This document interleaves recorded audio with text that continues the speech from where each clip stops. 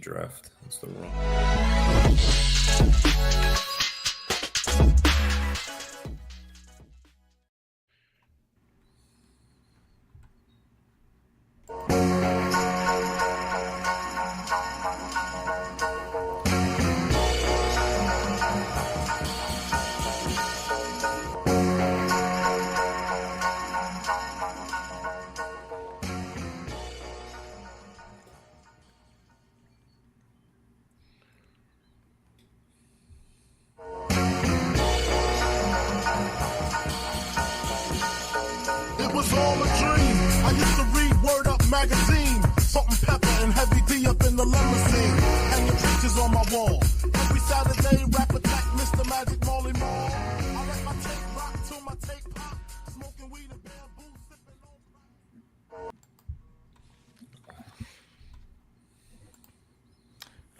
What is up, Fantasyland? We are here, and hopefully my internet holds up. We've been having all sorts of connectivity issues, so here we go. But let's get right into the Empire.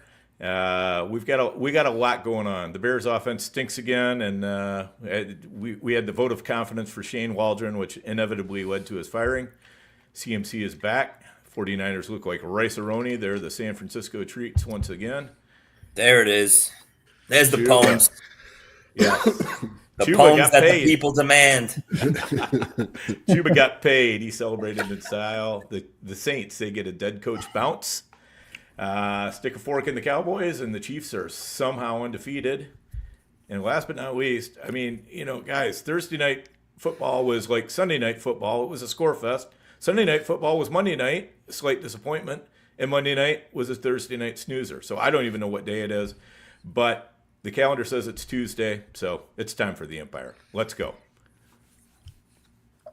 Dan, that was we missed your songs this week, but I'm doing my best. Yes. What can we do the week of Thanksgiving? I'm sure that my intro will be a turkey, so we'll start there and we'll move on. Okay. All right, boys, let's try to get through this episode without any of us whimpering or crying in the corner. I can't guarantee you anything, but Nelson, take it away, my man. Listen, it's been a weird year. I don't even know how to pinpoint it and figure out what's going on. But me personally, with my fantasy teams, I have some things work out, but then in that particular lineup, I have a couple of players do well and other players, putting up single digits or zeros. And I think it seems like it's been the theme of the year for a lot of us, where we don't have like that team that keeps putting it together week after week and looks like a formidable, team that's going to be a lock for the playoffs and, has a shot at maybe like an overall title, somewhere. That's kind of what my teams were again, this week. Really. Can I jump in real quick, Nelson? Because this is actually one of my observations. It was based on you. And I want to just get this out there to you and Matt and Dan. Nelson, I've noticed your teams are making like a kind of a strong run in the last month in our leagues, standing wise. I think, you struggled early, and now I see your teams moving up in the standings in a lot of our leagues, into the top three. What is getting it done for you?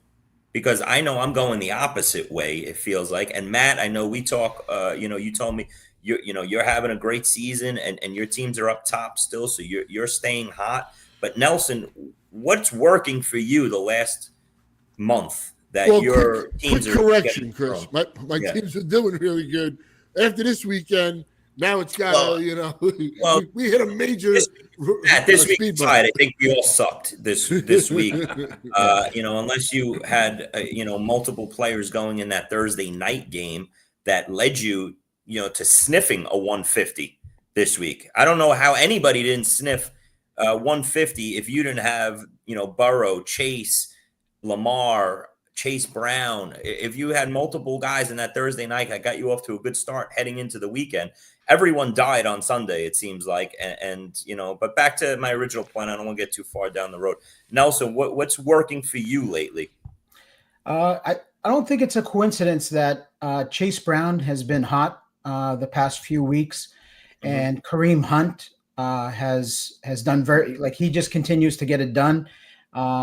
It doesn't look pretty. It's more of like a grinding type of performance each week, but they continue to be committed to the Chiefs are committed to running the ball, so he's getting goal line carries, things like that. So those are two of my highest owned running backs on a lot of my teams. So just kind of across the board, they're in a lot of lineups. I've noticed that the Brown and Hunt combination. Quarterback wise, though, who are you guys relying on that is helping you out or getting you through these weeks?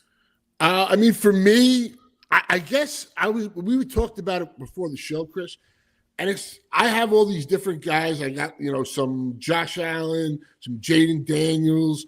They haven't been good lately. They haven't been like blockbusters, but I think it's been the depth. And like Nelson mentioned about like Chase Brown stepping up, guys like being able to put the JSNs in, the Josh Downs have really helped me on that. One guy who I picked up, whatever it was, 4 or 6 weeks ago, me and my partner, Jason Anthony, and shout out to him. He's really done well in the NFFC this year. Yeah, I think he's like 3rd overall. Yeah.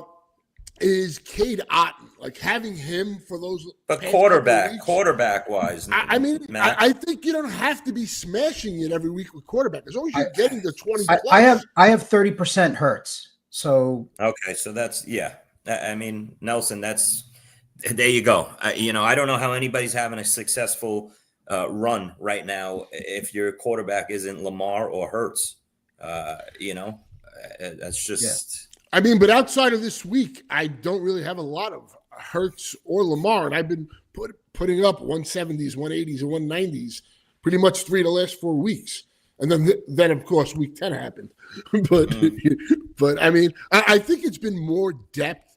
If you have like the Tyrone Tracy's you're able to put in, or Bucky Irving, has been really solid. Tracy's come up small for me 2 weeks in a row, to be honest with you.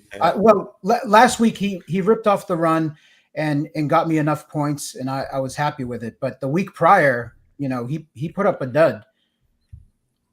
Yeah. Yeah, I mean, I just think overall, unless you have, like you mentioned, I think it's depth that really helps. And like Nelson said, like seeing the Chase Brown, if you got Hunt and the way Hunt has played, that's really going to bolster you. Mm-hmm. All right. Just wanted to throw that out there. Nelson, sorry for interrupting you. No problem.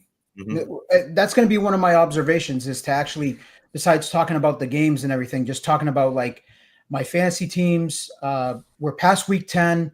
I'm at the point where I can kind of look at it and say, okay, what worked out, what players, worked out, and which players are busts, and what did I get right and what did I get wrong, right? So I think we're at the point in the season where you can have players, have a strong, finish strong in the second half of the season, but for the most part, you pretty much can, like what got you here and what teams kind of like what players sunk your teams, right? So I wanted to talk about, I'll jump to that one. So let's talk about that. Because that was my observation with a lot of my fantasy teams is this time last year, did I expect, I had the best year of my fantasy season last year, not winning an overall. It was my most profitable season without winning an overall title. So I was proud of that. Because obviously you win an overall title, everything else goes away. You don't worry about the misses. But this year, looking back, a lot of my teams, are just kind of like middle of the pack, and it doesn't quite seem like things are being like, I can't pinpoint it, but like, I'll give you an example. I had one lineup with Chase Brown, right? I have Kareem Hunt in the lineup. I have Lamar Jackson in the lineup. Okay. And I have Kate Otten in the lineup. Kate Otten, not so great this week, but solid scores, right? And then you go and look at like the wide receivers and like they come up small, right? They don't get anything done. The week prior, I have a lot of AJ Brown and Drake London, right? Both guys get hurt. 10 and a 5. Yeah. Yeah. A lot of Nelson. We're all looking at the same thing. You send out 3 really good receivers that are ranked top 24, all 3 of them looking good in good spots, and they drop you a 10, a 7, and a 5. And that's I have lineups this past week where not one touchdown was scored, quarterback straight down, and I could have swore that the lineup would have been a 175 plus, and it was an 88, and another one was an 82. That's just the way it is. But Matt, what do you got? Yeah, just real quick. I think the guy Nelson was on, at least in a couple of drafts I was in with him. I seen him taking. I was not. And you just look at the first 5 games compared to the next 5 games. Calvin Ridley, he was a nothing the first month or so. And in this last month, D-Hop's gone, and he's putting up the games that, he's totally flipped this season. So, I mean, you're going to see that from guys, and I think, one of my observations will be like some players to look at going forward. Sure. But I just wanted to mention Ridley. Sure. Oddly enough, and when you talk about Ridley, Matt, think about it. That was like a late 4th, mid 5th round pick. And think about someone like me, okay, who was all Godwin and Diontae Johnson. And through the first 5 or 6 weeks, I'm loving life with these guys. And the Ridley owner is the complete opposite, hating life. And now we completely just flipped the script, right? It's completely opposite. So, I mean, I looked through a lot of drafts these last couple of days, and the people that are in first or second in points or in record in a lot of these leagues, they had terrible drafts. And I don't know if you guys are noticing that.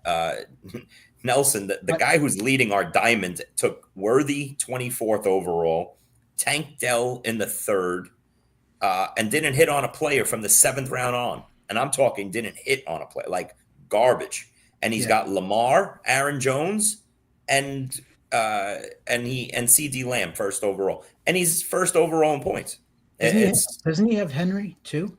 No, he does not have Henry. No? Okay. No.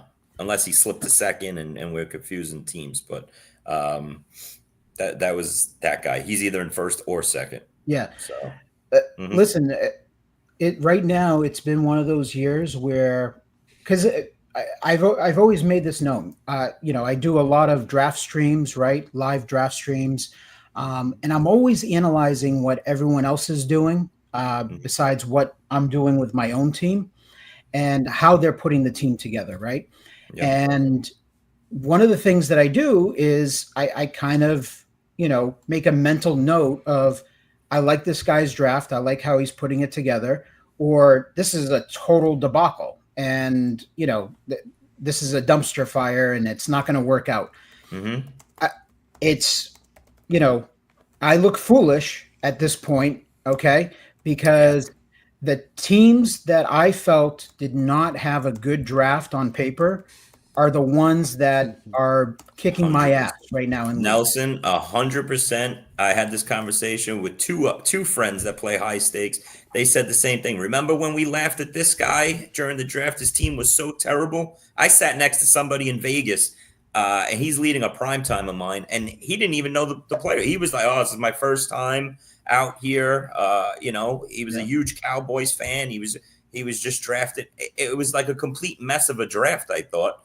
He's leading the prime. He's leading my league. It just seems like that's this season, So go ahead. I'm not making excuses. I'm not saying we can't. Well, it's more of just an observation. I'm saying that I got it wrong. Usually I'm pretty spot on with teams that I think are going to be competitive in the league. As the draft is going, you can spot them. And this year, I was totally off base. But do you feel that way? Do you feel that we were off base drafting wise and putting our teams together? Because I'll tell you, I speak to a lot of high stakes guys, and they're all sitting and talking like us right now. They're all sitting. Matt, I know maybe you excluded because you feel real good where you are right now. But for the most part, I'll say it's the opposite. It's hey, listen, our drafts were strong, our drafts were solid.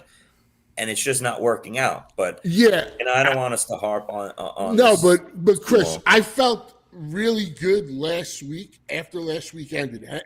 Heading into this week, I looked at it as a chance. This is the third time this year it happened to me where I could separate. And at a FFPC, there's only 2 more weeks. If I got the win in a certain league, I pretty much had a stranglehold. I had to go 0-2, or even in NFFC, I could have gotten the points I needed and at least pretty much solidified a spot for final month where I'm cashing and I'm looking really good. And just doing the autopsy, since we're mentioning in this, it's like 7 out of the 10 weeks, 5 were like really, really good. Maybe 2 were just, average good weeks. You talking for you or in general? I'm talking for me. And 3 were just awful. And it was week 4, week 7, and week 10, where it put me in a position now where I'm not as confident and I'm not looking as good because, I got 2 weeks left in FFPC. And if I have a lead, it's much shorter now. Or I was in a really good position where I got to win the next 2, or I got to put up the points. Like what I'm going to be doing is watching that Rocky clip. I'm going to loop it a little, when you get knocked down, you gotta, hardest part is getting up, whatever that shit is and all that. But this is fantasy football, shit like this is gonna happen, and you gotta hopefully you don't have all these buys this week, like not being able to put in a JSN this week or a couple other people, Nico, like gambling on him. So stuff's gonna happen. It's just gonna happen, and we're down to the final month. You want to be in a position where your team can make that move.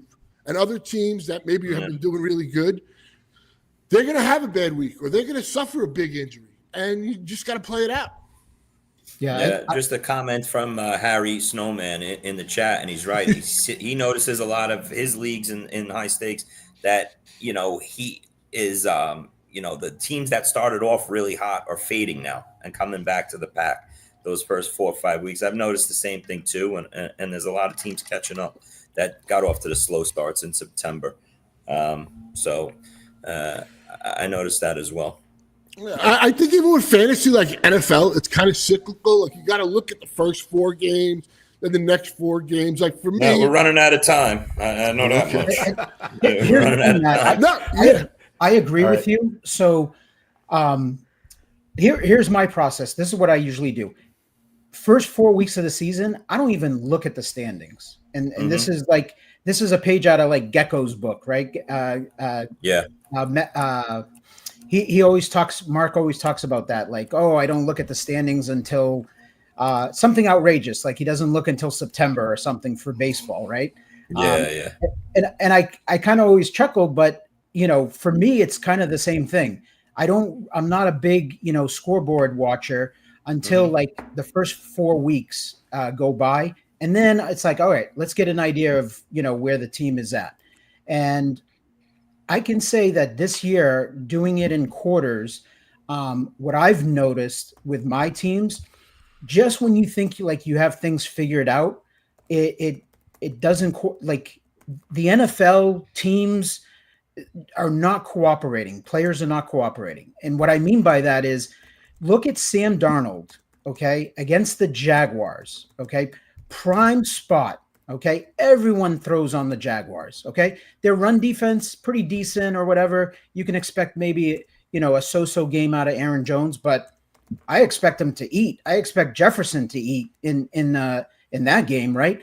They could not score a touchdown to save their life. So that was one observation. Kirk Cousins, okay, against a decimated Saints defense and team overall, okay? You can't, what's going on? Yeah, Bijan, great for me, helped me out and everything, but I needed Kirk Cousins in lineups. I needed Drake London had a solid game, okay, Preach. but I needed that like touchdown, for 20 yards. Like I need a 30-point game out of London, right? Not 18 out of London. So like just those things like just didn't cooperate, right? The other, it just seems like the Jets. I have Breece Hall, Chris. I'm sure this is going to be one of your observations. Hopefully you didn't bet or double or triple down on any of your bets with the Jets winning, here down the stretch. Pathetic, just horrible. So like that is kind of like what I'm looking at, for my teams is like, man, like this Breece Hall team, like just when I feel like it should cooperate and do well against Arizona, like Arizona scoring, right? Okay, Jets don't have their shit together. I look at it from a fantasy perspective and say, this is great. Arizona's scoring. The Jets are playing from behind. That means they got to throw it to Wilson. They got checkdowns to Breece Hall. And they're going to get there. They're going to have their 20, 30 points by, the end of the game. And it just never happened. They struggle. They were on the struggle bus. And like, that's what I'm saying. Like those things stuck out to me this week where it's like, man, could have made up some real ground here on teams especially with the matchups. And it just doesn't click. No, 100% Nelson. I hear you. Let's hit a quick break and we'll be right back and pick up where we left off there. Hey, I know DFS may have peaked, but there are still hundreds of thousands of people to play and millions of dollars up for grabs every week. So let's put our hoodie on and let's talk about Player Profiler's DFS Dominator. It has a cash game optimizer that leverages the projections from Billy and Theo and Bradley and Evan and that Player Profiler AI engine to create cash game lineups that certainly have a high floor, but also give you that ceiling. Now, you've probably heard about the most powerful tool of all, our Lineup Genius. We know winning GPPs requires a completely different approach, which is why our Lineup Genius takes you through the process of selecting the quarterbacks in the juiciest matchups. Then it highlights the stacks and runbacks that are available, lets you pick the chalk level, lets you pick the level of correlation with a number of other proprietary settings available to you. Click a button and it generates hundreds of lineups to be imported into FanDuel and DraftKings. And it's just $45 a year, not a week, a year. So for that reason alone, if you play DFS, you'd be an idiot not to buy the DFS Dominator. All right. Yeah. Nelson, So- go ahead. Yeah, no, it's not. I'm trying not to vent. It's more of like I'm just trying to talk about like this season and like the observation and No, I'm with you. I don't want to come on here every week and vent and everything too, but it's part of the process. And for those listening at home, I hope you guys don't get like, these guys, they're just bitching and moaning. No, because like we're trying to talk it out. We're trying to understand what we're all going through here and how we get through it. And are we making the wrong calls? Are we, what's our process? Listen, we've all had great seasons. Right now, myself, Nelson, struggling a little bit to find consistency and put up those 150 pluses. And this past week was just rock bottom. And it was happened at the wrong time because, you come off of a really strong week 9 where the points were high and you start feeling like, all right, now we could get this second wind roll for the last 5 weeks here and take it into the playoffs. And boom, you go right back into, a shit week where the scores are low, just like it's happened 3 or 4 times already this year. So you go right back to the end of the line. Those teams that were 7th up to 6th and maybe moving up to 5 and 4, now they drop back to 8 and you're looking at your watch and you're running out of time. And we're all just dealing with the same things. Like, Devonta Smith comes in, he drops a 3-point game and you take that in your line. Like, these are players that shouldn't be having these 2 and 3 point games. And we just see it week after week in our lineups. And we're not getting any help at the quarterback position, like you said, Nelson, because let me just run through this list real quick. Yeah, go for it. Josh Allen, Jaden Daniels, Kirk Cousins, Sam Darnold, Matt Stafford, Aaron Rodgers, Caleb Williams, and Daniel Jones. What do they all have in common? this past week. They had great matchups. And they all threw not one touchdown pass. That's 8 fantasy quarterbacks that didn't throw a touchdown pass. Yeah. And those are all quarterbacks that were in people's starting lineups. Even Daniel Jones, because of the matchup, filling in for the Dak Prescotts, the Jordan Loves that were on a bye, this and that. Maybe not Caleb Williams. We gave up on him, but he's a pile of trash. Oh, he trapped me again, Chris. Wow. Okay. He trapped me. That fucker trapped. Well, Yeah. He got me good because Yeah. it was a good matchup against New England. Like, yeah, with the Gonzalez kid, they're gonna take somebody away. You know, it could be DJ Moore, it could be a Dunze. You know, you choose, or they could choose to just keep him, you know, one side of the field. But for the most part, they've kind of, you know, pinpointed a receiver and they want him to kind of shadow him. But I expected like Cole Kmet or the other receivers, you know, to do something. And like, just, I mean, we've harped on it. I've talked about it that the Bears offense is broken, and that Waldron, I'm not a fan of his. Oh, he got fired. Yeah. So Yeah, well, he's a there you goner.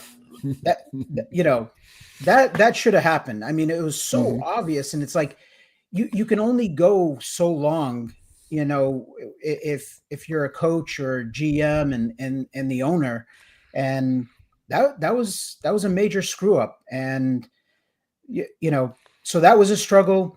Daniel Jones, 21 straight offensive possessions for the Bears without a touchdown. it's ugly, man. Well, That's I how mean, bad That's it is. terrible. let's just look at the Bears real quick offensively. I mean, defensively, they've been really good. They've allowed 20 points only twice, 21 to the Colts, 29 to the Cardinals. But offensively, outside of Carolina and Jacksonville, and you want to say the Colts game maybe, but outside of those two, who's probably like the two worst defenses or up there, they haven't done nothing. You know, it's been I don't want to say nothing, but it's been a major letdown. At least let's say that. So hopefully, maybe now they get a spark and they can move forward. Yeah. I mean, I think I'm dropping all my Caleb Williams shares this week. I'm just going to put I think, that out yeah. there. Unfortunately, you know, even though it's a new coordinator, it could be one of those situations where I don't know much of Thomas Brown, other than, you know, he was kind of left, you know, hung out to dry last year with Carolina. I know like he kind of took over or whatever the play calling towards the end, but it was, you know, they gave him a shit sandwich to work with. Raw deal. Yeah, they gave him a raw deal, but I'll say this, that he worked under McVay for 3 years. So hopefully he learned something in those 3 years from McVay and he brings those concepts to the Bears. But, you know, on a short week, how much can you possibly change the offense and the confidence of a quarterback that's got happy feet in the pocket behind an offensive line that's a sieve? Like, I just don't see the upside, you know, and I'm not sticking him out there for a hope of a change and hope of a 20-plus point game. I turned all my Caleb teams over to the backups, and, you know, I'll continue to do so. Caleb won't start again for me. Yeah, on paper, here's the thing. On paper, the Bears are supposed to have good matchups, you know, in the passing game. And that's why I kept Caleb Williams. I was ready to get rid of him last week and move on. There was an opportunity to, you know, acquire a different quarterback or whatever. And I kept looking at the matchups and saying, man, if they get their act together, you know, they have to face teams too where they're going to, you know, even though Chicago's been good on D, they're going to have to score because like Minnesota, right? They're more of a pass funnel than, you know, they hold up well against the run game. So I'm like, and it's a good offense. They're going to have to score in that game. Detroit, okay? Detroit somehow is going to put up points. And again, a pass funnel, right? Can't really run on Detroit. You know, San Francisco, Detroit again, Minnesota again, and then Seattle to finish out the year. So like, I'm looking at it and I'm like, there's a path for Caleb Williams in this passing game, you know, to get it done. But I don't know. Yeah, you know what's wild though? I don't think anybody had the Patriots winning more games than the Bears this season, and that's a possibility going forward. Because as much as you say for like fantasy and the pass funnels and those secondaries, it's a really hard schedule. It is all it's all division games, and as bad as San Francisco's been, at some point they got to get this act together. I think they're too talented. So I mean, in their next 5 or 6 games, maybe I could see them going like 1-5. So but Matt, it's what I agree with you. But what I'm saying is those matchups are against teams where the offenses are good, and as good. And that's what you need in fantasy, right? That's what you want. So for game script purposes, I agree. I'm analyzing it as like the Bears defense is great. If they face Carolina, okay, and the Bears defense just dominates Bryce Young and it's 10-0 at halftime, the Bears know they don't have to be super aggressive in the second half. They don't have to go and throw a bunch. They can run it with Swift and Roschon. And so what I'm saying is, when I'm looking at those matchups, and I'm saying Minnesota twice, Detroit twice, San Fran, those are offenses that are capable. Green Bay this week, those are offenses that are capable of putting up points that is going to have to make, Caleb in that passing game throw. Oh, I'm not. It's the story of fantasy. Yeah, it's the story of fantasy. You want San Francisco to go up 17-3 at the end of the first quarter on your Bears when you have Caleb Williams in. I mean, that's what we're talking about, and it just doesn't work out. It's just not working out. I just think they're going to have a hard time. I think like the Green Bay defense has been better than I think people expected. If their secondary is healthy, I think that's going to cause a lot of problems for them. And I think outside of the game where they're hosting Detroit, because that has not been good for the Lions, I think it's going to be tough for them. I think pressure is just going to get there. I don't think he's going to have the time in these matchups, and we'll see. Maybe I'm completely wrong, but I totally understand what you're saying. Yeah, I totally get your point. I mean, listen, he won't be ranked as a top 20 quarterback anytime soon, so. If you're out there and you're starting Caleb Williams, good luck to you. But, the last 3 weeks, I think it's a 9, a 7, and a 6 the last 3 weeks. So if he's been in your lineup, he's tanked you. I know personally that I've missed out on the 3 really big games from him this year as he sat on my bench. And I took most of his sub 10, games. So I'm out on that business. I did the same thing with Kyler Murray for the people listening that got away from Kyler Murray this past week playing the Jets, and out of nowhere, he drops a 33-point fantasy game, NFFC scoring, one of the best of the week. Kyler Murray has me completely baffled this year. He's another one. It's just not picking the right quarterbacks at the same time, and maybe that just goes back to the old saying that in this industry about you just want one quarterback to rely on. I usually go for the elite quarterback strategy and just have my one guy. My teams that are good this year are my Lamar and Hurts teams.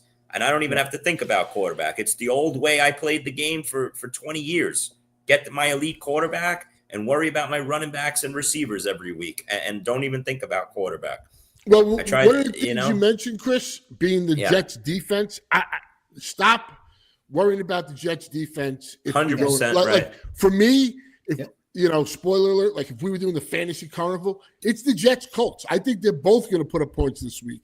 I think the Colts have yielded a lot of points, and I think the Jets defense is going to get scored on. I think Taylor and, you're seeing this offense, as bad as Flacco is with the interceptions, he can move the ball as well. Yeah. Listen, Matt, we've been saying that for a while. Yeah, go ahead, no, sorry. Watching that game, I kept saying to myself, son of a bitch, the Jets got me because Lifeless. I gave them too much credit on defense. And I knew in the back of my mind, I knew they were a little bit overrated. Okay. The players are good. The problem is, and I've been saying this because, I live here in New York and I have a lot of friends that are Jets fans. And, they're asking me, they're fans, right? They don't really play fantasy football. They don't analyze it in that manner, maybe the way I would. And they're like, this team sucks. Like they just have the knee-jerk reaction. But I'm explaining to them, they have the players. The issue is the coaching, okay? maybe Saleh needed to go, but Saleh was the brains behind the defense. Okay. Mm-hmm. And that guy that's there, Ulbrich, or however you pronounce it, whatever. He's in over his head. And I've mentioned this already. I've mentioned it to friends, and I think I've mentioned it on here on the show, that you see it where as soon as he became the head coach, that defense has tanked. Okay. It has not been good. You can run on them and you can pass on them. They're not good at either one, really. Okay. Nelson, that game started and the Cardinals, just every play was chunk play after chunk play. They went straight down the field. And I said, holy shit.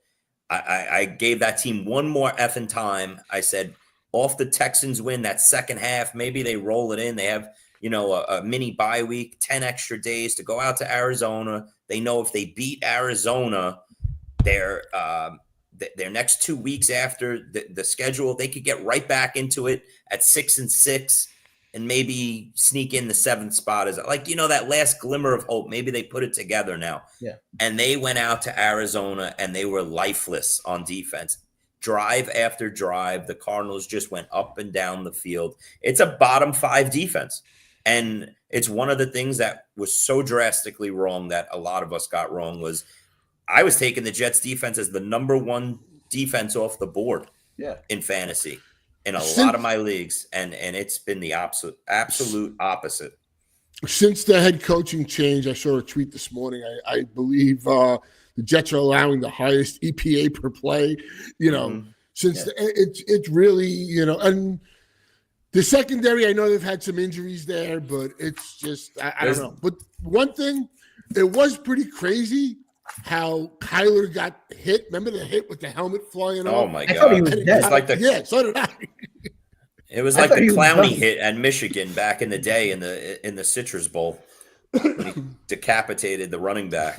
He just got up and laughed it off. Yeah, it was crazy. Yeah. I give him credit, but here's the thing. I wasn't on Kyler as much as Chris was, but it wasn't necessarily like I had anything against him. There was other quarterbacks I preferred, but I have a couple of Kyler teams and I sat him. That's what I'm saying is like, I missed out on his 30-point game again because I gave the Jets defense too much credit. And, looking back, I'm just like, man, like that's the other thing too. Like, I know we're talking about this, but like, this goes back to making bad lineup choices where I feel like the process is correct and I'm making the correct decision. It's not working out. Nelson, so like Sam Darnold versus Kyler. Okay. Who are you guys, in hindsight, we know the scores, but who are you starting? You're starting Darnold, right? 100% you're starting Darnold if faced those two choices. And Nelson, look how drastic that was. And to your point, I have 9 big teams, like I've talked about, with Kyler, okay? And my backup on 7 of them is Kirk Cousins, and on the other 2 is Stafford. This week, I sat Kyler in all 9 of those big leagues, and I played Cousins and Stafford, okay? In good matchups, in domes versus bad defenses, and they both gave me a 13, and Kyler got 33. It's another week of 20 missed out points at the quarterback position, and you did the same thing with Darnold, and it's I wish I didn't even have a backup quarterback on my Kyler teams because I have Kirk Cousins and Sam Darnold, okay, as my backups. And guess who I played? I played Kirk Cousins and Sam Darnold. Yeah. Well, I mean, something I think that needs to be said with the whole quarterback situation right now, especially, I mean, Dak and Trevor Lawrence, they weren't, but those guys are probably gone. Dak's gone. Lawrence might be gone. Caleb has woefully underperformed. And the only guy that might be out there still in the high stakes is Russell Wilson. And he's might be the savior for some people. Yeah. So Matt, it's not bad. I started scooping up some Russ Wilson shares last week, and just looking ahead to this upcoming week versus the Ravens secondary. A couple of them are on Kyler teams, as a matter of fact. And I was like, all right, Kyler's on a bye, and I didn't like Kirk Cousins' matchup, so backed him up with Russ to start this week. listen, you got to go with guys that the offenses are moving, and you got to get it out of our heads, like, the Russell Wilson of the last couple of years and how bad he's been. But you know what? He was one of 3 quarterbacks this past weekend that went over 25 fantasy points. And shout out to Tomlin. Consistent. He was so right for that move. That changed that team. It totally changed that offense. Look at George Pickens now. He's getting the chance to fight for every. George Pickens is just. I'm back in love with George Pickens. Rest of the year here, and even Big Mike Williams. They threw. Yeah. That was, yeah.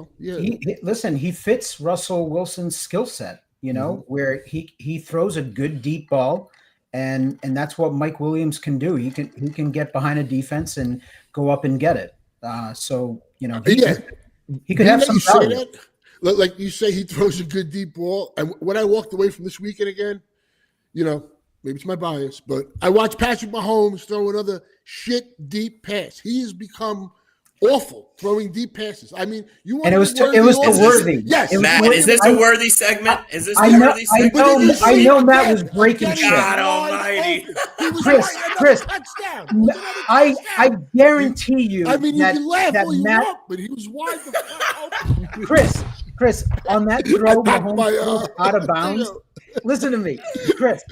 When Mahomes threw Worthy out of bounds, wide open down the field, okay. I immediately thought of Matt, and I'm like, he's firing his remote right now across the room. Oh, 100%. Man. So good, Matt. We knew you were going to get your worthy drop in. I mean, but this it's episode. Pretty insane. Matt, welcome to the club. I already told you that Mahomes, I'm not talking about his body of work, what he's done in his career. This year, he is an average QB. It really is crazy. That's saying it nicely. That's saying it nicely. That's what I'm seeing. I am happy though. That they won that game because they come to Buffalo this weekend, and I want that to be. They should have lost that game. They should have. But I want them to be undefeated facing the Bills this week. I mean, I think everybody wants to see that. I can't believe the Bills are 8-2. With all the losses they had, and they didn't make a lot of upgrades on offense. So shout out to them. Yeah. I got to be honest. So one thing that I did, which was, pretty bold, because I had a lot of FTN subscribers questioning me, but I told them that I was starting Daniel Jones over Mahomes this week. And my point of view was that the Denver defense is no joke. And I think it's going to be a struggle for Mahomes this week. And I'm just going off of pure matchup. And Daniel Jones was coming off a solid game last week. And I'm like, Carolina, man, like terrible defense. Like he should get something done, right? And I start him. It cost me like 5 points, whatever. But after that morning game, and then I'm looking and I'm like, man, he got to 14. He got to 14 points, luckily. And there was a point there where he was probably one series away from getting benched with a 1 or a 2, because he's such trash. And you know what, Nelson, if you would have asked me that on Saturday night, I probably would have said Daniel Jones too. It's not crazy. We're trying to pick spots. We get a running quarterback that can help you out with 40 to 60 on the ground versus a bad defense. He's got some weapons, obviously, and Neighbors, and Neighbors has to hate this guy by now. You're going to start seeing some diva type shit, because you could tell Neighbors is a diva. He's going to start really bitching in the media and on the sidelines, because Daniel Jones is just trash. That flea flicker that he missed Waddle, and he had guys running open, and he just takes the sack. He's so bad. But the quarterback position in general is just really, really bad this year. The worst it's ever been. And Nelson, to like your point, I thought Matthew Stafford was a smash over Mahomes, and Mahomes outscores him by like 9 points. Yeah. You can't make this crap up. You can't. I mean, listen, Cooper Kupp and Puka Nacua didn't have a catch until 5 minutes into the second quarter last night. That was I didn't watch much of that game, and I just couldn't believe it. Like Miami's defense came out of like nowhere. Like I know they have struggles on the offensive line, the Rams, but still. One of the first times, it's not the first time, if I'm being honest, but I was dead serious, Chris, when I text you that at halftime, I was honestly debating on going to bed and not watching and not subjecting myself to that second half. Yeah. It was so bad in that first half. I'm like, no one's getting anything done. No one has a good first half. I got a question for you guys. Yeah. I got 3 quarterbacks, right?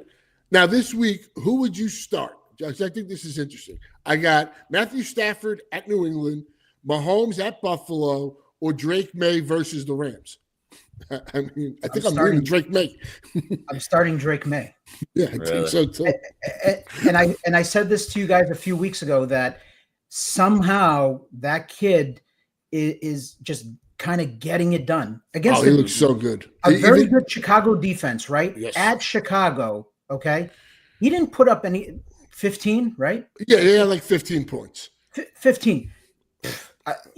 Better than some of the single-digit, quarterbacks that it's the throws he can make. You see the throws. I mean, I'm supremely. He definitely looks good, better than I thought he would be, especially fantasy wise. What's weird about this Patriots offense is there's just not one reliable guy in the offense. Like I look at my waiver wire and it's a whole bunch of shit and every Patriots skill player. Yeah, like that's what's available. Yeah. Kayshon Boutte ran like almost 100% of routes this week. On the field, full snaps, right? He's just, Jalen Polk ran about 50%.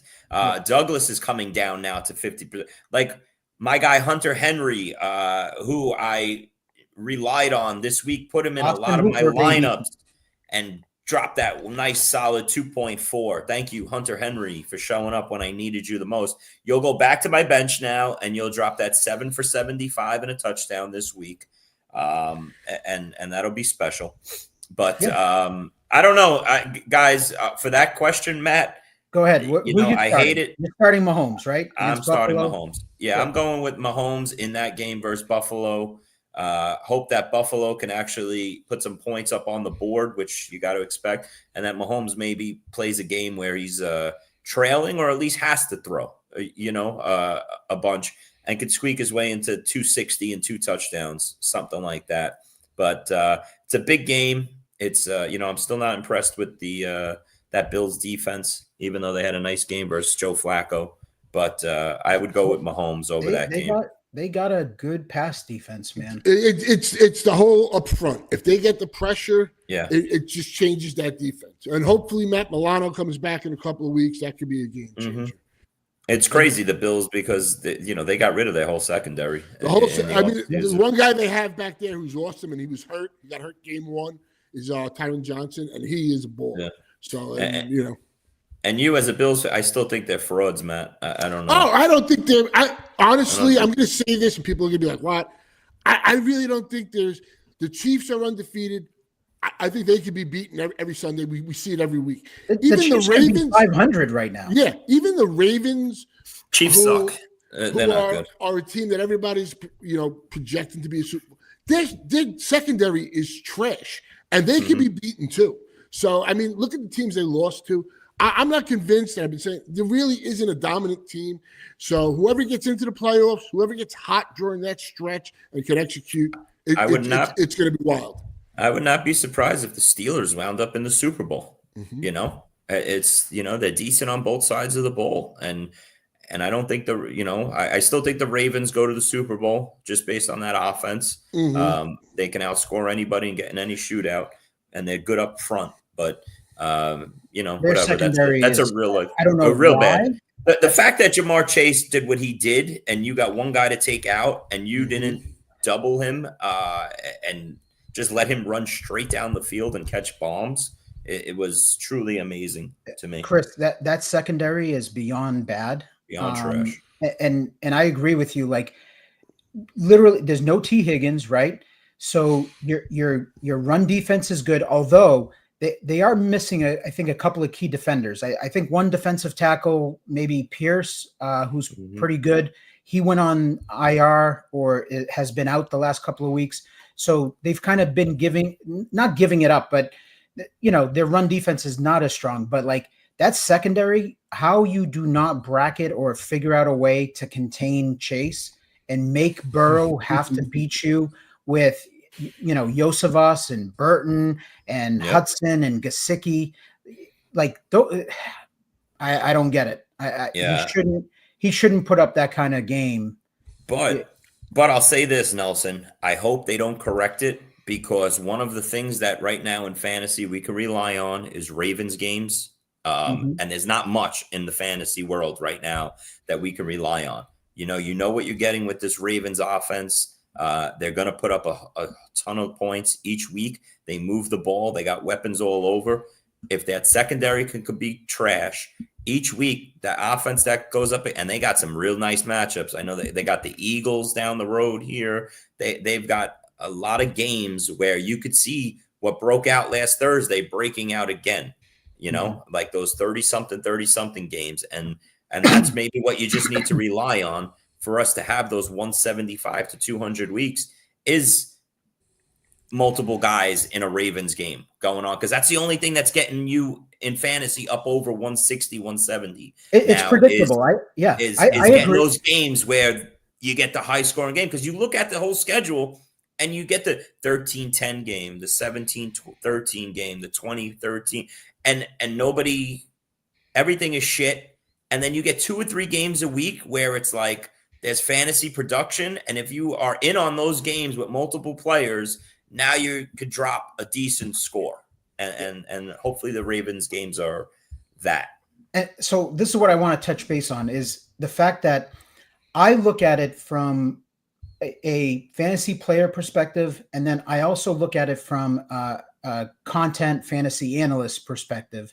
And you want to be able to, like, I watch these games and I want to be able to see things that become predictable to me and then can be obvious in lineup calls, okay, throughout the year. And that's the issue is, so you were talking about the Ravens, is the obvious plays and matchups are not coming through consistently this year. And I think that's one of the key problems, for us. Sam Darnold against Jacksonville, Kirk Cousins against the Saints, where they're missing Marshawn Lattimore. He got traded. That should be an easy game, game, of course. Right? The obvious isn't happening. That's the story of 2024 fantasy. Yes. Captain Obvious is dead. Yeah, Captain Obvious is dead. That's what I'm saying, is like the obvious stuff is not so obvious. It's not coming through. And I think that's part of the struggle this year. Yeah. And I think for that reason alone right there, Nelson, is why, you got to latch onto a team and a game, start your players in it, hope that the fantasy bonanza breaks out and you have that big week. Because putting these obvious plays in each week, it just isn't working. But while we're on the Ravens topic, one of my observations this week I wanted to talk about was what is going on with Diontae Johnson here and this Ravens offense. As after they traded for him, playing 17% snaps the first week, back down to 5% after being there for a second week. And what do we do? I think we're going to see some people actually drop Diontae Johnson this week on waivers. And how big of a week this upcoming one is for Diontae Johnson owners. If we don't see 50% snappage after a mini bye where he can maybe get into the playbook, maybe, he got there on a Tuesday, didn't learn too much of the playbook. They just ran a small package for him that first week. And then it was a quick turnaround versus a division rival. They didn't want to put him out there not knowing the plays. He had that bad miss in the middle of the field. You're giving him too much credit. You think so? And then he made that tweet. I think so, because listen, the first week there, 100% agree with you. Second week, he's got to be seeing DeAndre Hopkins snaps. Okay. Nelson, yes, I hear you, but it was 3 days later. It wasn't a full, it was, they play the game Sunday and then what? You go 3 days later into the Thursday game. So did you really expect him to go up over 80%. Listen, the Ravens traded for Diontae Johnson. Sure. Okay. Mm-hmm. They did not trade for Jonathan Mingo. Okay. Sure. I expect Diontae Johnson, if you're trading for a wide receiver of that caliber, by the second game, I don't care how many days it is, he's got to be out there. Well, that's why snaps. Okay. Yeah. Sure. Even if he's not playing 80, 70%. Dude, 40%. 5 snaps, 5. But that's why I'm saying I think that this is a huge week now. If you're holding Diontae Johnson, I doubt people will drop him, but if you're holding him, this is a huge week to see if he goes up over 60% after having the 10 days now. You had, this is either going one of two ways. If he comes out and he's still running behind, Bateman clearly is locked in as the 2, if that's the way they view him. When the trade went down, I think that's the problem right here. Bateman's been producing for them. Bateman's been good, but you, like Nelson said, you trade for Diontae Johnson, you're trading for a number 2 to come in and run 75% of snaps. I agree to a point. Be big. You're right on the premise there, but they got Diontae Johnson for nothing. I mean, they're going to move up 10 or 15 spots in the draft. It's not costing them money, right? Isn't Carolina? I don't care about that point. You traded for a big-time talent. You traded for a big-time talent. But that's why I'm saying it goes one of two ways. Either you got Zay, Mark Andrews ascension too, and Bateman's producing for them. They all talk about Bateman's not taking a back seat to Diontae. I don't think so neither. He's got to play over Nelson Aguilar. So then they actually did acquire him just as an insurance policy. Yeah, an insurance policy if Zay goes down, and just to keep him away from other rivals like a Chiefs or a Bills or whatever. That's the way we're going to view this. If he is under 40% snaps again in week 11, and then, in my opinion, he becomes Dropsville. So, I mean, it's just startling because I thought I still had a wide receiver 3. He's got to play over Nelson Aguilar, and that's the issue. And something's not clicking. Something's going on where obviously Diontae's not happy, right? He plays 5 snaps, So something's up there. I've given up on him. So I don't know if you're in my league.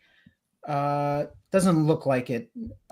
Both of you guys are not in this league, but it's a prime time. I dropped Diontae Johnson last week for Noah Brown.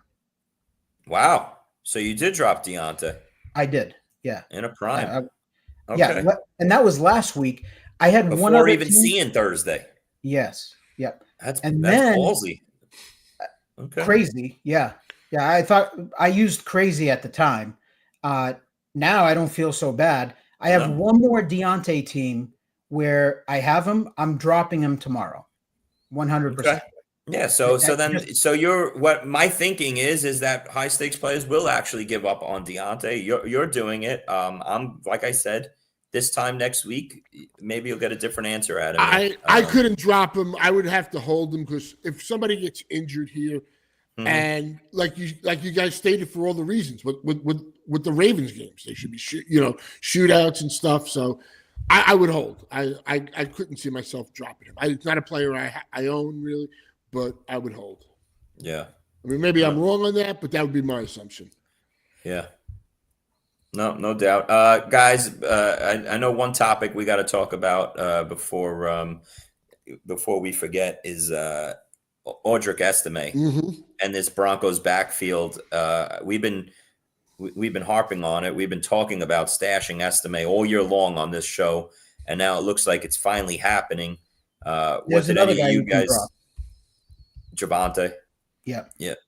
I think it's over, and I think Peyton has seen enough of Javonte Williams to know that he's not it, and they want to give Estime the rest of the year. And I think that, like we've been talking about on this show, he's that one piece that maybe you could find off the wire in this last 3 weeks. and hope that it plays out the way it just played out this past week with Javonte heading to the bench, Estime getting 14 carries. Peyton talked him up again yesterday, saying that, yeah, he's going to continue to get more opportunities, which hopefully he keeps his word. And, we come out this week and Estime is the starter right from the gate. And all of a sudden we have a new running back that we can bring into our starting lineups. Yeah, I mean, for me, though, I've been high on Estime as like a late pick, and I have him on a bunch of teams. But I'm not as excited because this backfield seems to be kind of a train wreck. Number one, wasn't what we promised. And he's not really a pass catcher. So he's going to be touchdown dependent. And the problem is Bo Nix can run a little there. And for some reason, Jaleel always seems to get put inside the 10-yard line. I've noticed that a few times this year where he vultures these touchdowns. So are you guys starting Estime this week or no? I am not unless it's where I have a bye and I have to play him as an RB2. Nelson? So I want to root for the local kid because he actually is from this area, Chris, in New York. Mm-hmm. But my opinion of him, and I don't want Matt to take offense to it, I think he's a plotter. I wasn't impressed with him. I didn't know you were related to him, Matt. I didn't say he was great or anything. I'm saying I don't believe he's going to be touchdown dependent. He's going to be more like a Gus Edwards type player, in my opinion, going forward. In order for fantasy purposes, Estime, in order for him to be playable, Javonte has to be deleted from the equation. Right. And that's in my FAAB notebook, actually, where I talk about picking up Estime, and you can't feel good about starting him. All it does right now is it makes that backfield like more of a shit show than what it was. It was already a shit show. And I'm going to go back to week 7 against New Orleans, where, I got a bunch of trolls and people, because I tweeted out and said that the process was more lucky than good when you started Javonte. Because if you looked at his body of work, the lack of touches he was getting, Jaleel involved, Peyton made mention of Estime being involved, and I looked at it as you got lucky. You started Javonte and he put up that monster game. I don't care about New Orleans defense is terrible or whatever. Look at what he's done pretty much all year. Show me your Javonte teams where you're in the top 3 of your league. Show me those teams. Listen, I have Javonte Williams. It's not like I'm trying to be a hater and say I faded the guy and I'm trying to shit on him. I'm saying that my teams with Javonte, not that great. And when I'm setting my lineup, I'm looking for excuses not to play him. I agree. I'm not excited. I don't feel good about playing the guy. So that was an outlier game to me, that game, because and now he's droppable. He's not doing anything for you. His game is 9 points. That's what you're looking for out of Javonte. And now Estime is going to get involved and looked kind of decent. Well, I think what we're hoping for is exactly that. Is it comes out and Estime is like a 17 carry a game Bellcow, and yeah, he's not going to add much in the pass game, but if he's 17 for 85 and a touchdown, and you get one of these running backs, we're not getting anything off the waiver wire.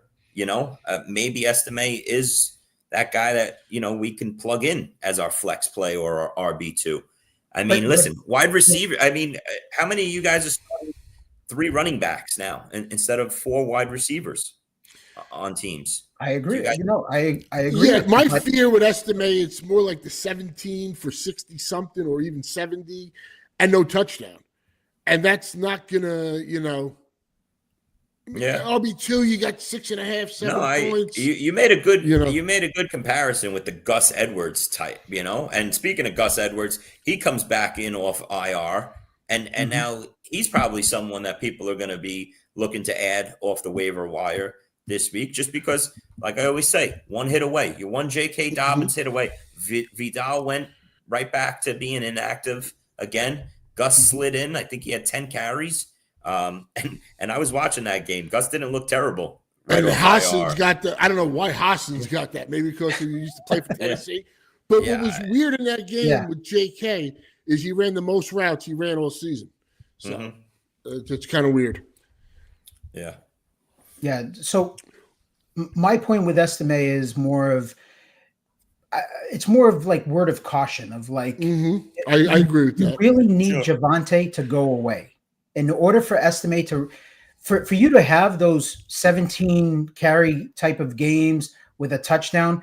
Javonte can't be part of that backfield, and you know, right now, he is. I just look at it as like it's just a mess. So, I'll give you an example. You know what it is? Don't go crazy bidding on Estime because I compare it to Sean Tucker. Okay, Rashad White's not going away. You have Bucky Irving, and I try telling people like these $400 bids for Sean Tucker is crazy. Like what are you going to do with Tucker? Because none of these guys are out for the season. So what value does Tucker have other than you're buying last week's stats? Nelson, that's just people being desperate at the running back position a particular week. And he's the new little hot thing that could potentially, become something.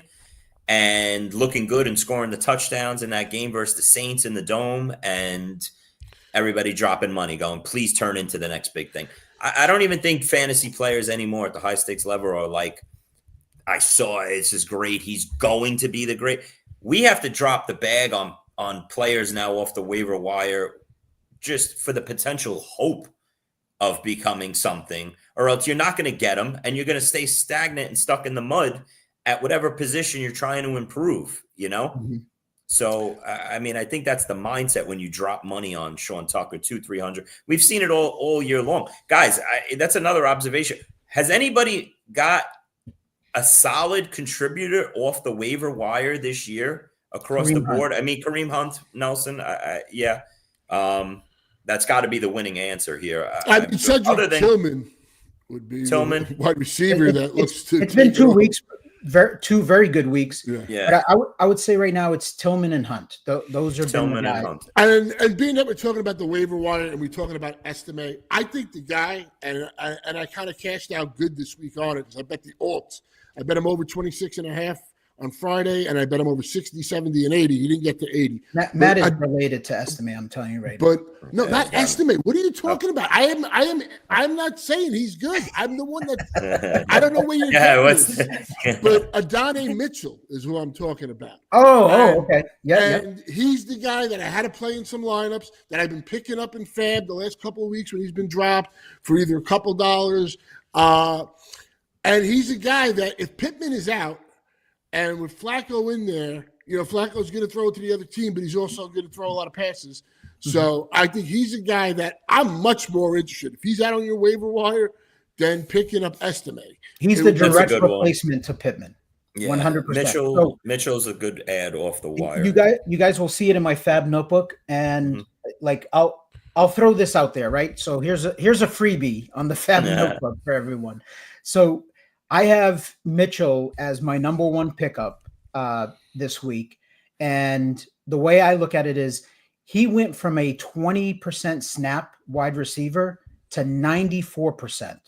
So he's essentially now playing full snaps with Pittman out of the lineup. And he's had one of the best separations all year. Nelson, is that a triple-digit bid or not yet? Triple digit. Or no? Yeah, it is a triple digit. At this point, I think so too. At this point, like who's out there? What are you waiting for? You just who here went and dipped their toe in the Tipton FAAB pool last week for that spectacular zero? Me, a lot. And who got MVS is the question. Did anybody I have to play him. So let's talk about that Saints wide receiver real quick, because that's going to be, obviously, people are going to be dropping the bag on MVS this week after what he did, all the box score readers out there. And I'll be honest, I don't know if it's a good play or not, because he will take his deep shots every week. The Saints passing game has nothing in it. For all of us that needed some help or a flex play, I picked up Tipton in 3 or 4 leagues last week, used him in some of them, and ate that bagel.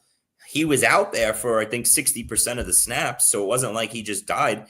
But, that game was wild. You had guys that I didn't even know were in the league anymore that were catching balls before him. Well, is MVS the new Shaheed for him? That would be the question. I don't have that answer, but Nelson, do you have MVS as a triple-digit bid this week as well? Or I feel like that's a guy that you would have as a false carrot. Don't fall for the false flag. I got it. So here's what I wrote. I have a feeling MVS goes for more money than he's worth. People are desperate for wide receiver help, so I understand being aggressive, and someone has to catch passes in New Orleans besides Kamara. That's why I thought Tipton could do that, but he's more focused on cardio. There you go. So, that's exactly. And what you just described with MVS, people dropping the bag this week to get wide receiver help, is the same thing that people did with Sean Tucker weeks ago at the running back position. They were just hoping it turned into something. I got some Tucker, and it was a play of just getting the depth. And if one of the guys goes down, he's involved. And he looked really good. And he looked really good in the preseason as well. And I guess it was a bias from last year when we drafted him in the 17th round. Here's the thing, Matt.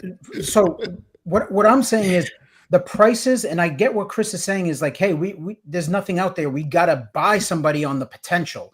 But in previous seasons with like these running backs and stuff like that, we were spending $200-$300 on guys like that had a role. That we weren't times have changed, Nelson. We weren't dropping $200-$400 on potential. We were dropping that kind of money because the starter got hurt. And this is next man up.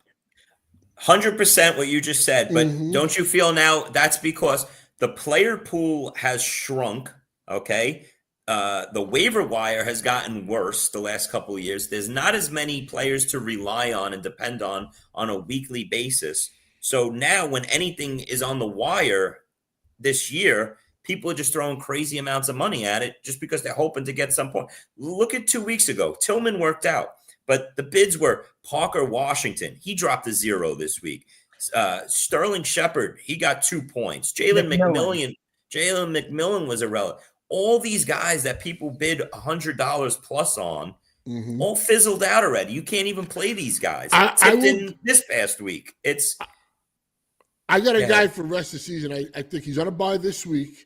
And again, he was wide open. It could have been a big play. Bryce missed him. But Xavier I do think Jalen is not on a bye. Jalen Coker, I think, is the guy. He's getting all the first reads, and that's a potential play if you own him. Somebody that will be able to possibly help you down the stretch in bye weeks remaining.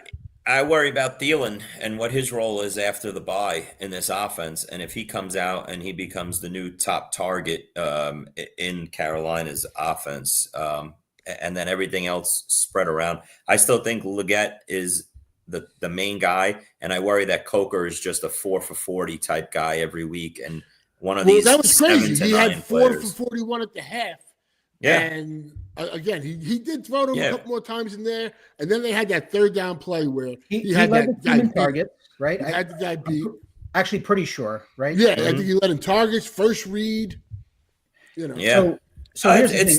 The guys at FTN, they know, like I'm pro Coker. Like that's the guy that passes the eye test. Huh? Cokeheads. It's Cokeheads. Funny yeah. So like that's the guy that passes the eye test for me. But I also see Chris's point that Thielen just got activated off the IR, eligible to come back. And do they muck it up? Do they go and play 34-year-old, Thielen rather than just develop, these young receivers? The smart thing to do, obviously, is to keep Thielen on the sideline, let him be a player coach to these receivers, and unleash, and let Coker and Leggett and Jatavion Sanders play 100% of the snaps and build for next year.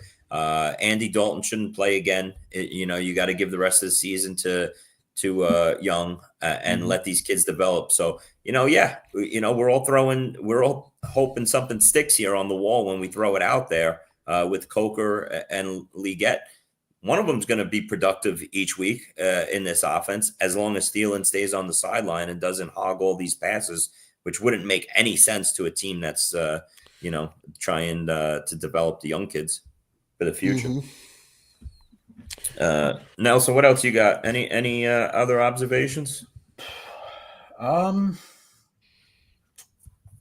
that was it, man. Yeah. I think we covered a lot of stuff.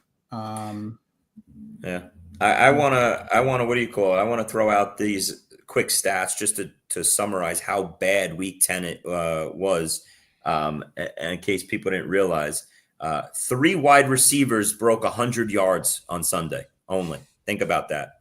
Only 3 wide receivers topped 100 yards. We used to see 100-yard receiver in every game for both sides almost in past years. 3 total. Okay. And 2 of them, one of them was MVS, who wasn't in any lineups. Jamar Chase and Wallace from Thursday night, with 2 of them from Thursday. And the other ones barely just got over 100 yards. That was Terry McLaurin and A.J. Brown with 109 and 113 yards. So only moral of this observation is 3s went wild this past week. So you had the 3 wide receivers right there. Only 3 wide receivers broke 20 fantasy points on Sunday. Okay, that was George Pickens, Calvin Ridley, and MVS. Okay, think about that. Only 3 quarterbacks broke 30 after Thursday night's game. Okay, that was Jalen Hurts, Kyler Murray, and Brock Purdy. Only 2 more broke 25, if you want to include Russ and Derek Carr, who wasn't in anybody else's lineup. And finally, our good old trusty running backs. Only 3 running backs broke 20 fantasy points after the Thursday night game, which was Chase Brown, obviously, Bijan, Chuba, and James Conner. Think about that as a total. Your quarterback landmark is usually 30 points you want over. Only 3 of them. Your running back and receivers, only 3 of them each broke 20 fantasy points. It was the all-time worst fantasy week that I could ever remember. So logically, down the toilet. When that happens, Chris, logically you look and you say, okay, the wide receivers weren't scoring this week.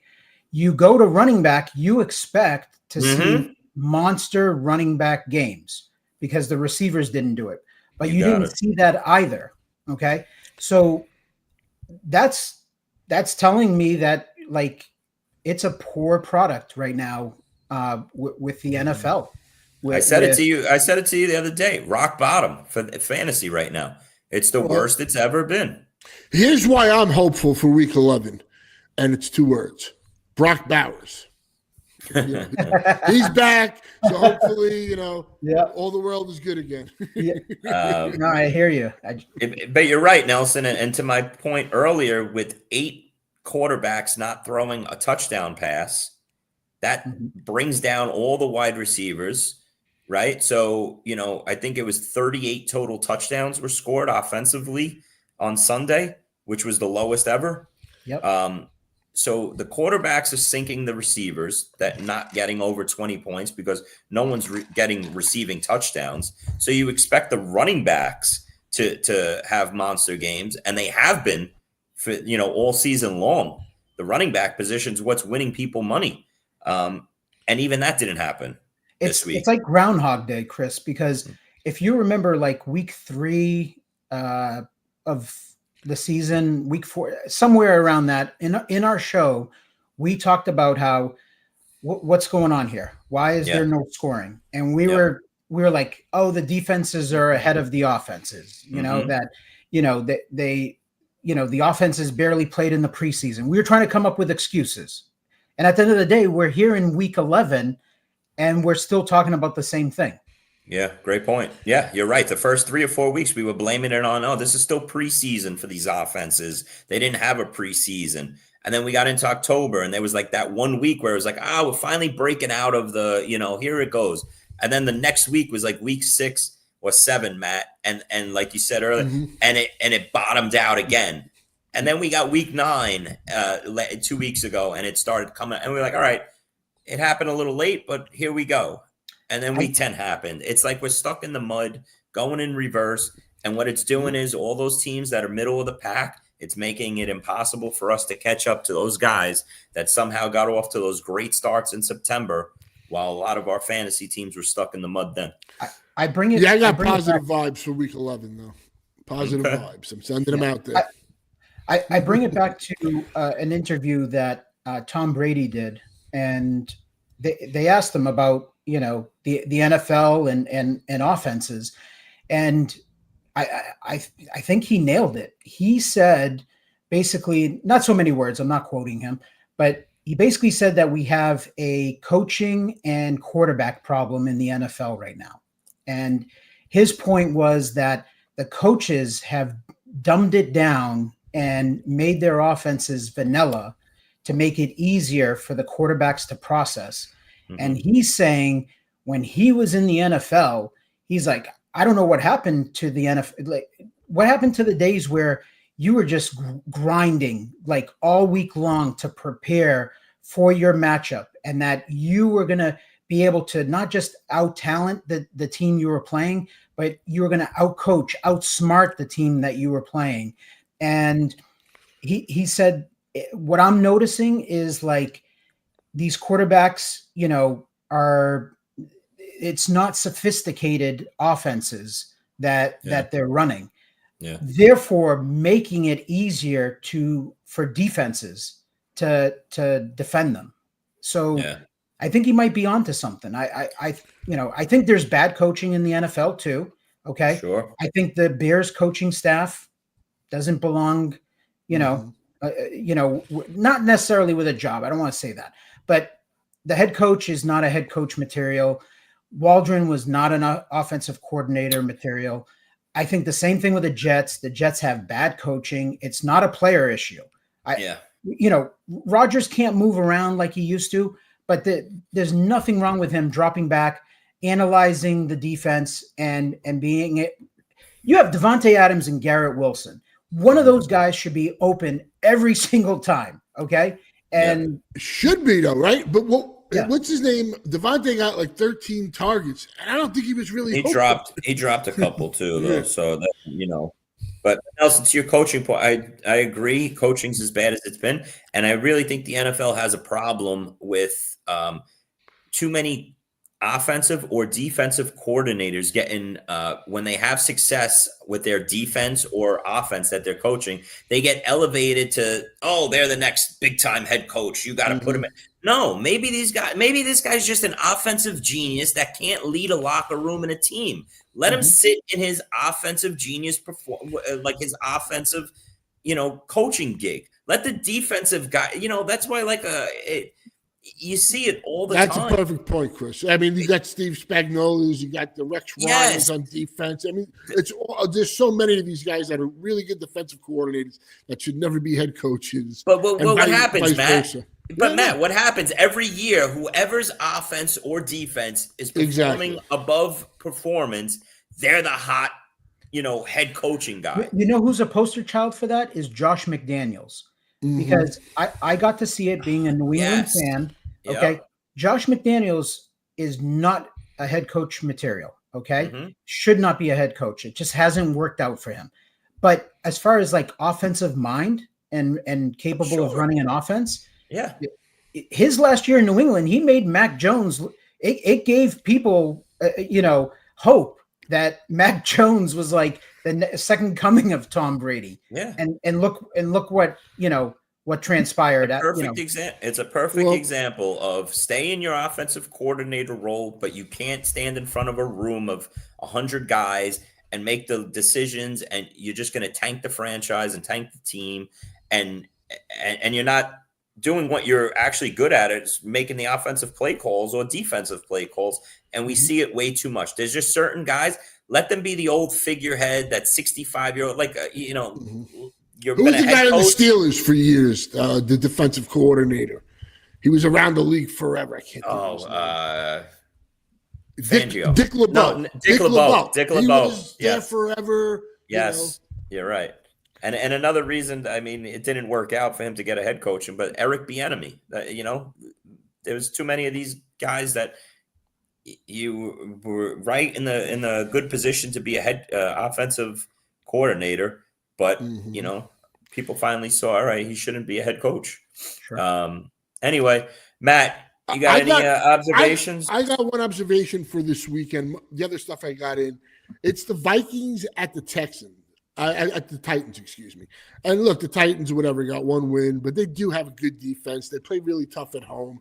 And Sam has really been slipping of late. So I'm going to be curious in that game, if it's a really rough first half, does anything happen? I mean, probably in terms not. Of what? Bench? At the quarterback position. I mean, wow. He single-handedly almost cost him that game. It was terrible. There was one pick that was bounced off. But, I mean, there were some really terrible picks, especially either in the end zone or right outside the end zone. And he hasn't played really well the past couple of weeks. Yeah, those first two drives versus the Vikings. Outside of that, did nothing. So I'm just going to monitor that, and I'm curious to see. That's a good point. The total is 39 in that game. I expect that to be that was 39. Yeah, 39. That's how bad it is. Well, I mean, listen, Nelson, you expect the Titans not to move the ball with Will Levis and this offense versus that Vikings defense.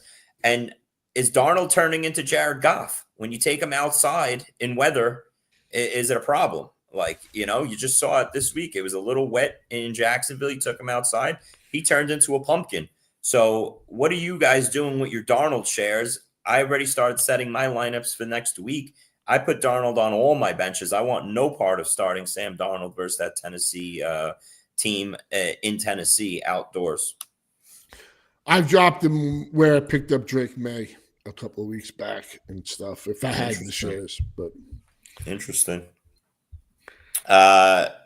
Yeah, all right, Matt. So, I mean, Darnold will keep an eye on, for... I mean, I'm not saying it's going to happen, but I think it's something that, his play over the last few games. Yeah, he's starting to digress, no doubt about it.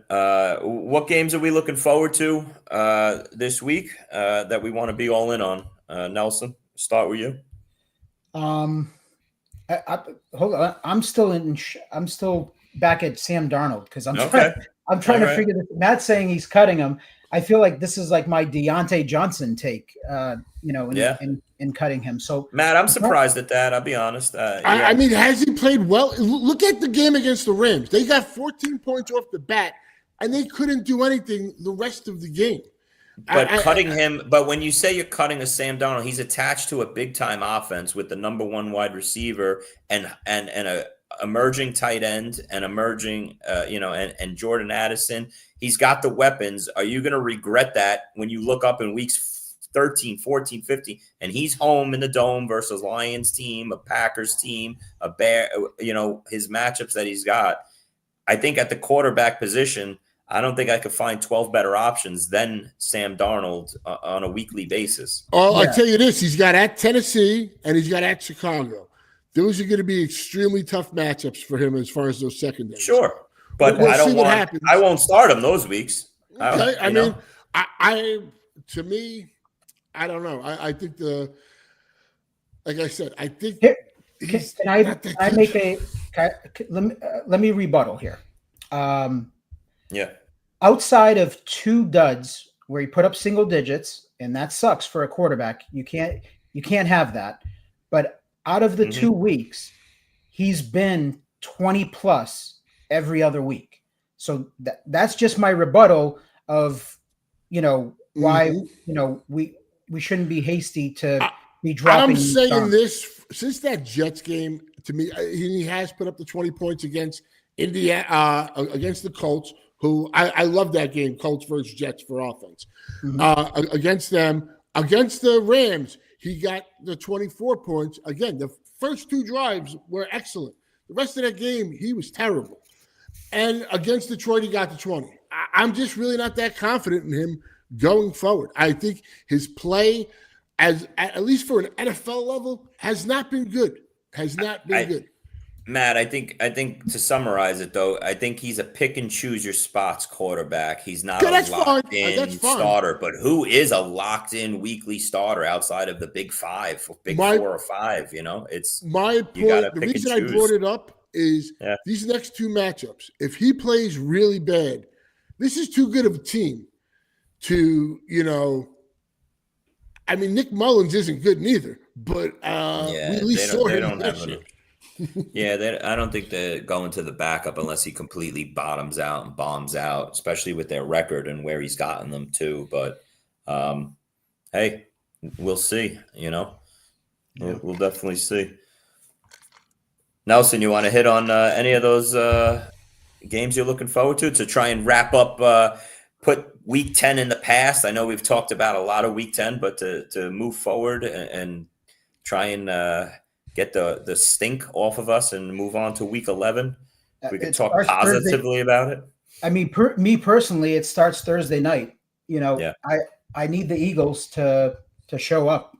So I'm looking forward to that game. I'm hoping it turns into a high-scoring Thursday night game and not a mess. So that will get the week started for me. I'm big obviously game. I got Huge a lot of game. Jalen Hurts.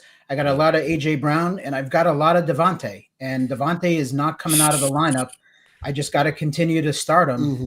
So I need one of those big. I need one of those big passing days out of that offense. Without having Daniels. Listen, there's studs on. I feel like I'm a huge Devonta Smith owner, and me too. Without looking at the numbers and going through his game logs here and just talking about it on the fly, I feel like he's had a handful of duds, 3 or 4 weeks where he just was a negative player.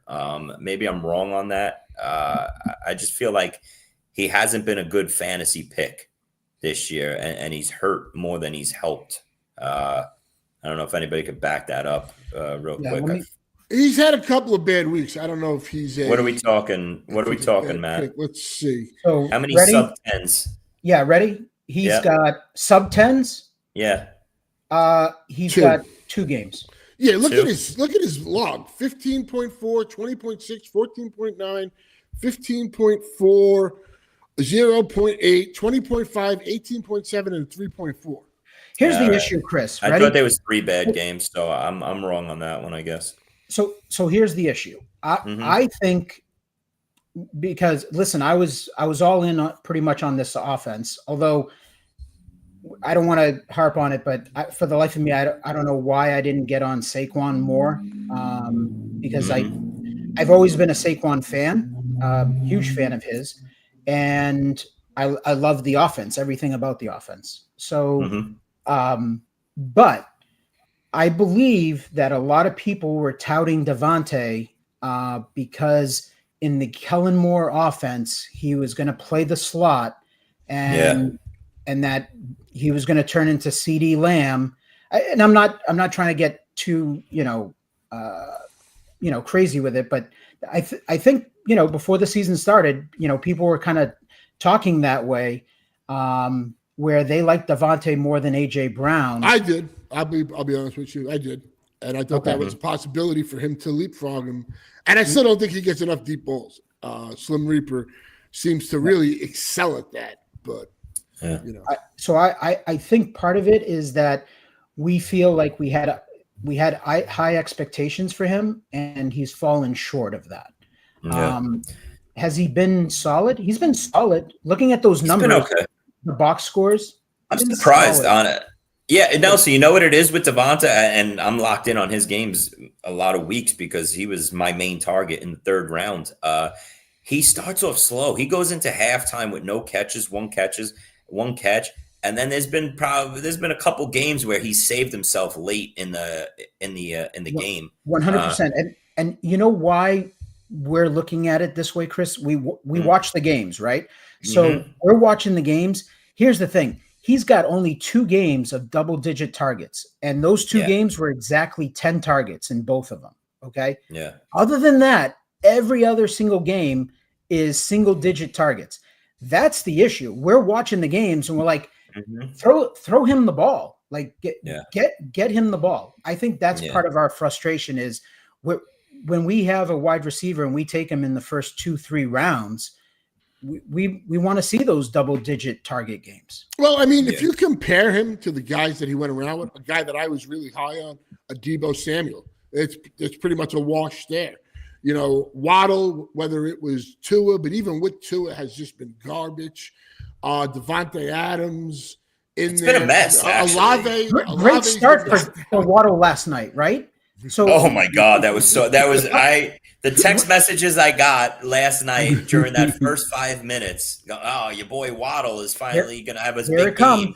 And then, oh my God, he disappeared for 3 quarters. It's crazy. He had 2 for 55 3 minutes into the game, and I was like, holy shit, this is going to be that 7 for 160 and 2 touchdown game. Yeah, it's happening. It's never Tyreek's banged up, but the Rams, you have to account for Tyreek. It's going to be a Waddle game.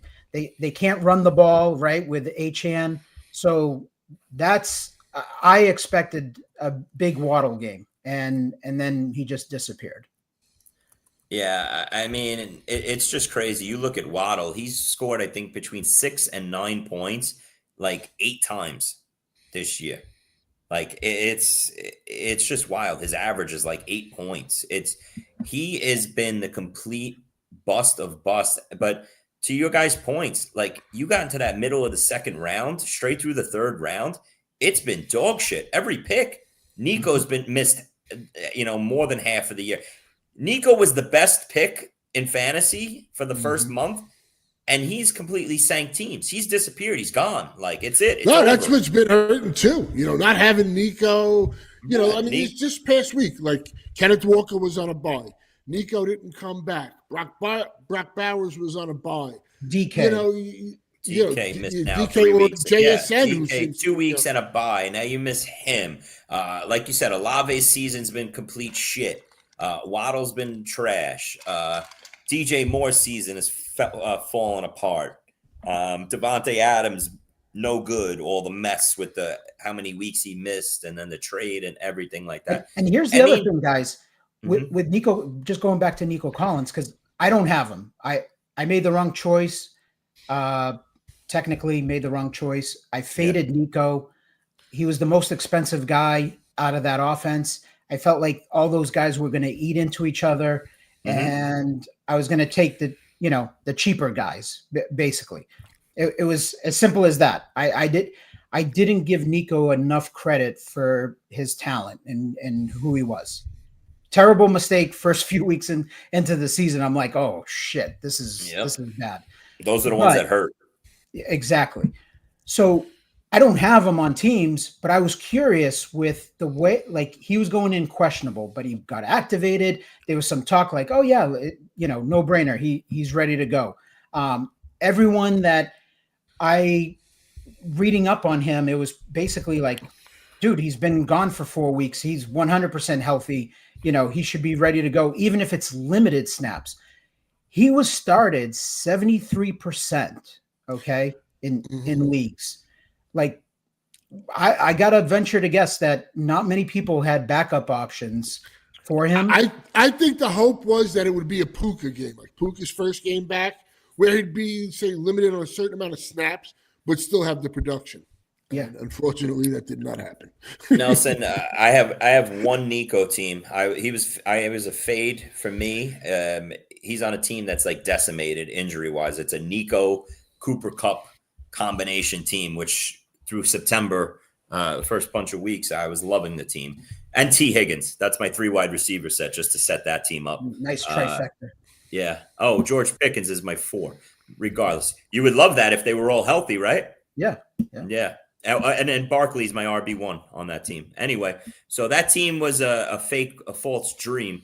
But I'll say this. I was going for upside. I left him in. I didn't have any backups to it. I made that decision Sunday morning. So I was in that 73% percentage of people that left him in and ate that 0, but it's on a dead team. So I just didn't want to miss out on him coming back and maybe dropping a 25. Well, I mean, that's going to be. We'll see how healthy he is, but that's a game changer right there. If he's anywhere near where he was, Agreed. I'm kind of hoping so, but we'll see. And I think the biggest game changers down the road here are the Chase Brown owners, the Puka and Cooper Kupp owners. Now that they're healthy in that offense, and Nico Collins, if he comes back, if you're right in there in contention, you can sneak those teams in. Am I missing anybody, guys? Anybody else have a player that TJ Hawkinson? Let's throw. I think TJ Hawkinson at the tight end position. It's funny because we talked about this, Chris, earlier in the year. My issue is I have Brock Bowers with Hawkinson, so I have a bunch of those teams because if you remember, Matt and I were talking about how we were high on Bowers, and I said. I drafted Hawkinson because I was like, if Bowers flames out, he's a rookie, just in case things don't work out, I'm drafting Hawkinson and I'll try to figure out the first 6 weeks of the season. Well, now my dilemma is I'm going to have to I'm playing Hawkinson in the flex. Yeah, that's an interesting way that was an interesting way to look at that tight end, because you would think at the tight end that he would come on second half of the season and you would want a trusty veteran to start your season before you got a Hawkinson back. But you guys played it the opposite way with Bowers, and you guys obviously turned out to be right. Putting the tight end in the flex, I think, has been doable. You've seen that Kate Otten, I've done it with the Tyson Hill. And look, that I haven't looked at the play since, but it looked like a holding call. It looked like it was a hold. But that's how the Sunday started. That got taken off the board. Josh Downs would have walked in with a touchdown. I was like, I got a bad feeling about this. And it all went to shit. But all right, gentlemen, we got to get out of here. We've gone an hour and 40. Hopefully you guys all stuck with us. I'll do my best Dan impersonation here without the poems and the raps and everything like that. But thank you, everybody, for tuning in. Check us out next Tuesday, 11 o'clock Eastern. Be sure to hit the like button. Subscribe to Player Profiler channel. If you're listening to the podcast, give the show a like here as well. Until then, everybody, good luck week 11. And hopefully we're back next week with more of a upbeat positive vibes. Outlook, positive vibes. Take care, everybody. Peace.